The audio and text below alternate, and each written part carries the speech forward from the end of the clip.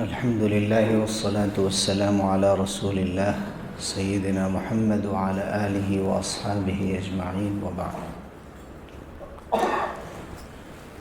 حضرات گرامی قدر،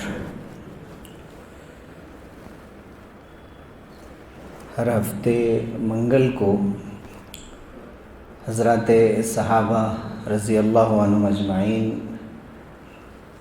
میں سے کسی ایک صحابی کا ذکر کیا جاتا ہے جس میں ان کی شخصیت سے متعلق بنیادی معلومات اور اسلام کے لیے ان کی قربانیاں، ان کے کارنامے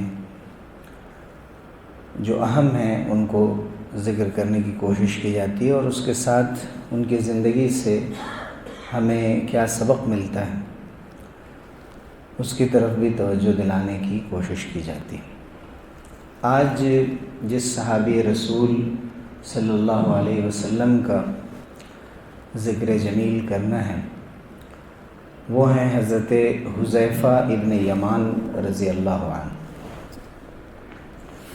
حذیفہ ابن یمان رضی اللہ عنہ کو حضور صلی اللہ علیہ وسلم نے اپنا رازدار بنایا تھا. ان کو صاحب السر کہا جاتا تھا، جیسے پرائیویٹ سیکریٹری ہوتا ہے، رازوں کی حفاظت کرنے والا. تو حضرت حذیفہ رضی اللہ عنہ کو یہ خصوصیت حاصل تھی. حضرت حذیفہ کے جو والد محترم تھے ان کا نام یمان تھا، اور یہ یمان اصل میں مکے کے رہنے والے تھے. مکے میں بنی عبس ان کا قبیلہ تھا، اسی خاندان میں پلے بڑھے تھے.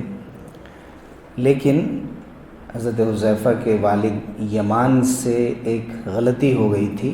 یہ اسلام سے پہلے کی بات ہے. ان کے ہاتھ سے کسی کا قتل ہو گیا تھا، اسی لیے وہ مکہ چھوڑ کر یثرب آ گئے تھے جو بعد میں مدینہ بنا. اور یہاں آ کر انہوں نے بنی عبد الاشہل کے خاندان سے اپنا تعلق بنا لیا، ان کے ساتھ معاہدہ کر لیا، ان کو اپنا پارٹنر اور سپورٹر بنا لیا، اور اسی خاندان میں انہوں نے شادی بھی کر لی. حضرت حذیفہ رضی اللہ عنہ ان کے بہت ہی لائق اور فائق فرزند تھے، ان کے بیٹے تھے. حضرت حذیفہ کے والد یمان مدینے میں رہنے لگے، زیادہ تر مدینے میں رہتے تھے. لیکن جب حالات سازگار ہو گئے اور مکے میں ان کے اس قتل کی واردات کی وجہ سے کوئی بات نہیں رہ گئی اور ان کے ماننے جاننے والے لوگ ہو گئے، تو مکہ بھی آنا جانا کرتے تھے. تو ایک اعتبار سے وہ مکی تھے اور ایک اعتبار سے مدنی تھے، دونوں ان کی حیثیت. ان کے خاندان کے بنو عبس جو مکے میں نے ذکر کیا، جو ان کا قبیلہ تھا، اس کے 10 لوگ حضور صلی اللہ علیہ وسلم کی خدمت میں مدینے کی ہجرت سے پہلے گئے تھے. اس میں حضرت یمان بھی تھے. حضرت یمان نے حضور اکرم صلی اللہ علیہ وسلم کے ہاتھ پر اسلام لائے، اسلام قبول کیا، اور ان کی اہلیہ نے بھی اسلام قبول کیا. حضرت حذیفہ رضی اللہ عنہ اسی گھر میں پرورش پا رہے تھے جہاں والدین مسلمان ہو چکے تھے. تو گویا کہ بچپن سے انہوں نے اسلام کے دامن میں تربیت پائی تھی، وہ مسلمان تھے. ان کو رسول اللہ صلی اللہ علیہ وسلم سے ملنے کا، ملاقات کا بہت شوق تھا.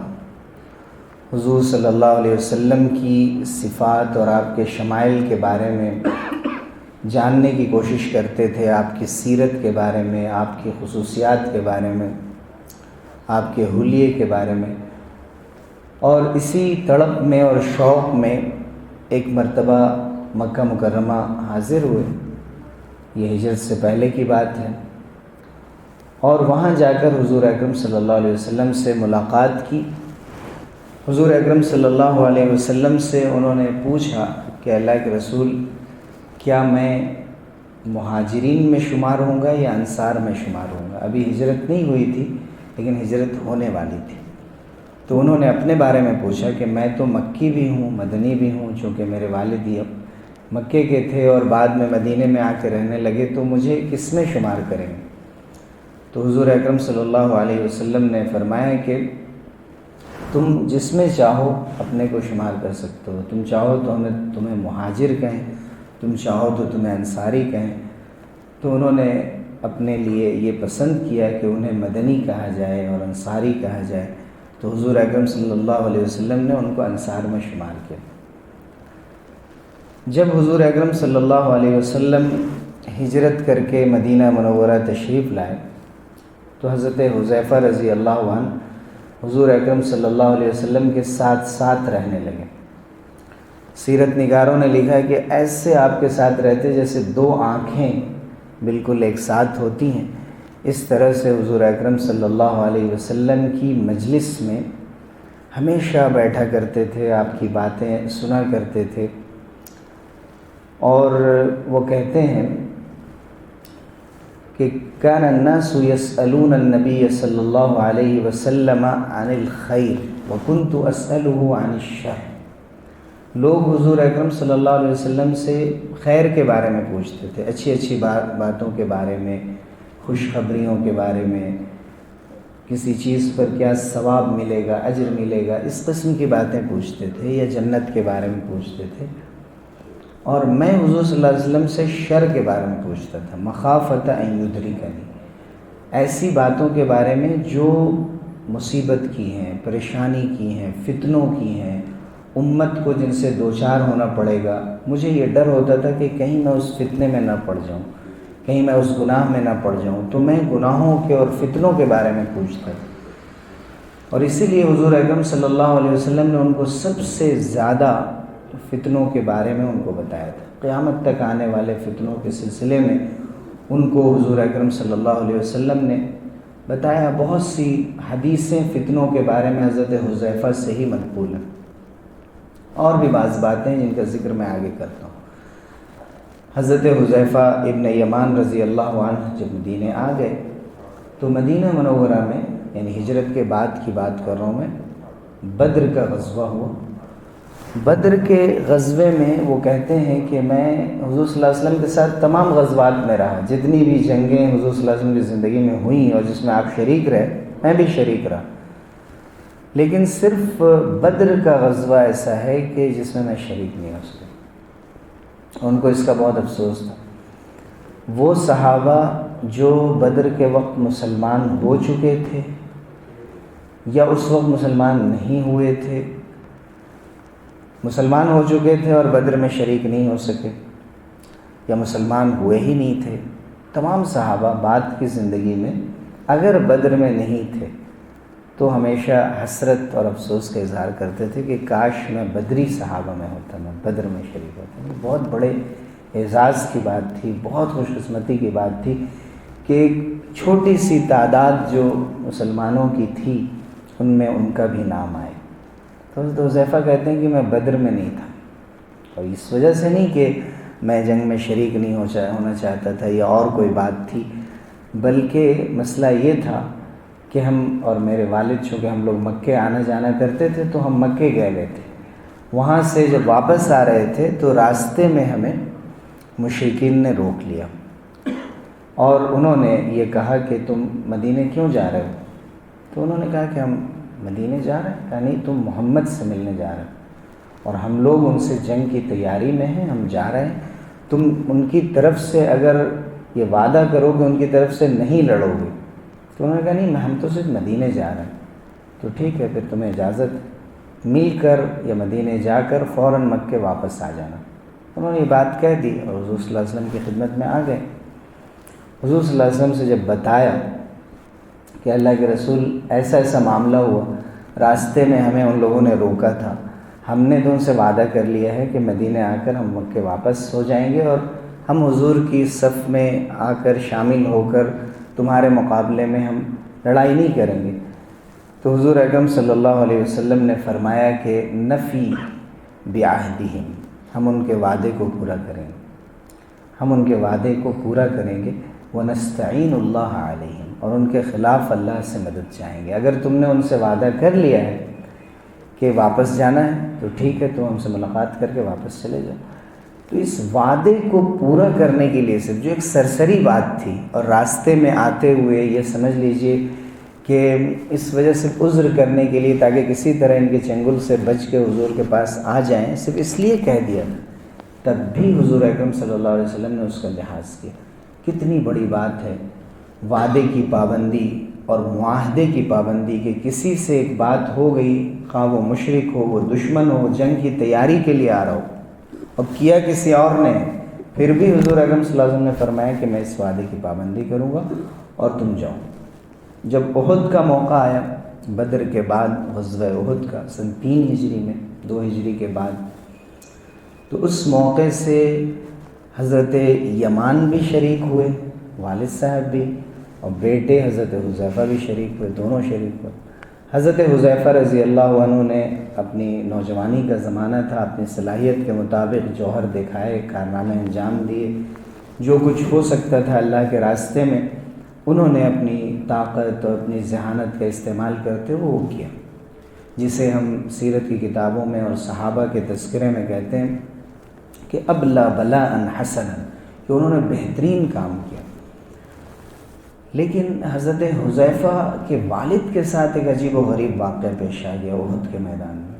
عجیب و غریب واقعے پہ کیا پیش آیا، وہ شہید ہو گئے، لیکن ان کی شہادت کا یعنی جو سبب بنا وہ بہت ہی قابل افسوس۔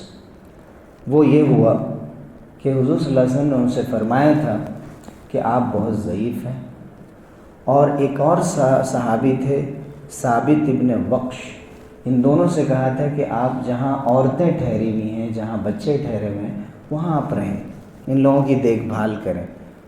لیکن جذبہ جہاد ان لوگوں کے اندر ایسا تھا کہ انہوں نے حضرت یمان نے حضرت ثابت سے کہا کہ بھائی ہماری عمر کتنی بچی ہے، اور ایک لفظ انہوں نے عربی میں استعمال کیا کہ کما یظمأ الحمار، یعنی جیسے گدھے کو یا کسی جانور کو پیاس لگ جائے تو بہت کم وقت وہ برداشت کر پاتا ہے، تو جتنی دیر جانور اپنی پیاس برداشت کر پاتا ہے، سمجھیے کہ بس اتنی سی زندگی ہماری بچی ہے، اور اس تھوڑی سی زندگی کا لے کر کیا کریں گے، ہمیں آگے بڑھنا چاہیے۔ اور وہ جنگ کے میدان میں چلے آئے۔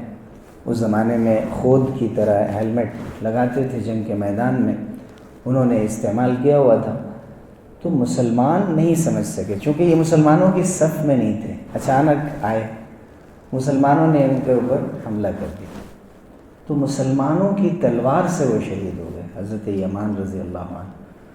اور بہت افسوس ہے کہ حذیفہ رضی اللہ عنہ آواز دیتے رہے، ابھی ابھی میرے والد ہیں، کسی نے سنا نہیں، پلٹ کر نہیں دیکھا، اور شہید ہو۔ حضور صلی اللہ علیہ وسلم کو جب معلوم ہوا، حضرت حذیفہ کے لیے کتنی غمناک بات تھی، آپ محسوس کر سکتے ہیں۔ لیکن حضرت حذیفہ رضی اللہ عنہ کا ایک بہت بڑا امتیاز یہ تھا کہ وہ اپنے جذبات پہ آخری درجے کنٹرول کرتے تھے، غصے میں نہیں آتے تھے۔ وہ سمجھ گئے کہ یہ غلطی ہوئی ہے، اس کا کچھ نہیں کیا جا سکتا تھا۔ حضور صلی اللہ علیہ وسلم کے سامنے آئے اور انہوں نے صحابہ سے کہا یغفر اللہ لکم وہو ارحم الراحمین، اللہ تمہیں معاف کرے، وہ بہترین رحم کرنے والا ہے۔ حضور صلی اللہ علیہ وسلم نے فرمایا کہ نہیں، میں دیت دلواؤں گا، یعنی اسلام میں قانون یہ ہے کہ اگر بائی مسٹیک بھی، غلطی سے بھی کسی کی جان چلی جائے تو جان کے بدلے میں جان تو نہیں لی جائے گی، قصاص نہیں ہوگا، لیکن جو بلڈ منی ہوتا ہے، خون بہا ہوتا ہے، دیت ہوتی ہے، وہ دلوائی جاتی ہے، اور اس کی مقدار بہت زیادہ ہے، 100 اونٹ کے برابر ہے تقریباً۔ تو اس وقت حضرت حذیفہ رضی اللہ عنہ نے فرمایا کہ نہیں، میں یہ دیت نہیں لوں گا، اور یہ مال آپ مسلمانوں میں تقسیم کر دیں۔ تو حضور اکرم صلی اللہ علیہ وسلم کی نگاہ میں ان کی اہمیت اور بڑھ گئی، ان کا جو اسلام کے لیے جذبہ تھا، اور ایسے نازک موقع پر کوئی اپنے والد کی شہادت کو یا غلطی سے بھی ان کا قتل ہو جائے تو اس کو برداشت نہیں کر پاتا ہے، لیکن حضرت حذیفہ رضی اللہ عنہ نے صبر سے کام لیا، جذبات پر کنٹرول رکھا۔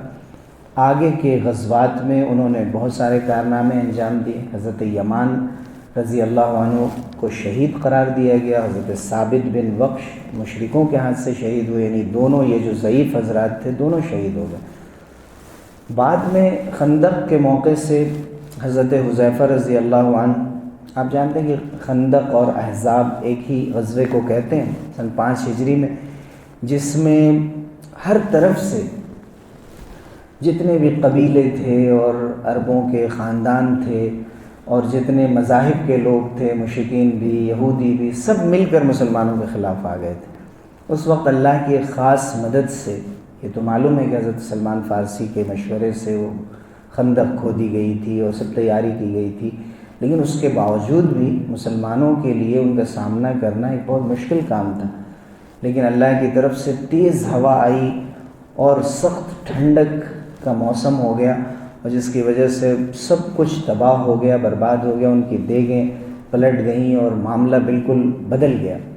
تو اس وقت حضرت ابو سفیان، جو بعد میں اسلام لائے فتح مکہ کے موقع سے، وہ ان کے لیڈر تھے، کمانڈر تھے، تو وہ ان کو ایڈریس کر رہے تھے، ان سے خطاب کر رہے تھے اور ان سے کہہ رہے تھے کہ دیکھو اب نبی کے مقابلے میں یہاں پر رہنا اور صحابہ کے مقابلے میں آسان نہیں ہے، اب اس کے بعد ان سے مقابلہ نہیں کیا جا سکتا۔